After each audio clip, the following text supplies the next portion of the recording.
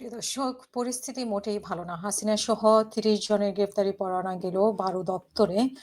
আমরা দেখি যে অনেকেই বলেছে গুমের যে বিচারটা ঠিকমতো হবে না, ঠিকমতো করা হবে না। বিশেষ করে সেনাবাহিনীর লোকজন রেহাই পেয়ে যাবে এবং এটা নিয়ে দৌড়াদৌড়ি করছেন সেনাপ্রধান।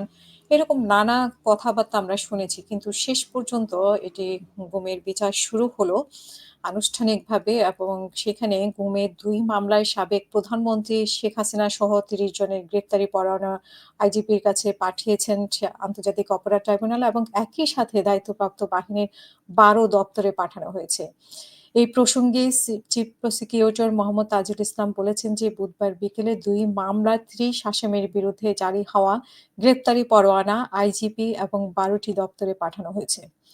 ১২ দপ্তরের মধ্যে chief of army staff, army headquarter, তারপরে হচ্ছে armed forces division, DGFI, NSI, তারপরে সচিব প্রধান উপদেষ্টার কার্যালয়, তারপরে ডিরেক্টর মিলিটারি ইন্টেলিজেন্স, বাংলাদেশ সেনাবাহিনী ইত্যাদি আরো কয়েকটা ডিপার্টমেন্টে এবং এর আগে টিএফআই সেলে গুমের ঘটনায় মানবতা বিরোধী অপরাধের মামলায় সাবেক প্রধানমন্ত্রী শেখ হাসিনা সহ ১৭ জনের বিরুদ্ধে গ্রেপ্তারি পরোয়ানা জারি করেন ট্রাইব্যুনাল-১।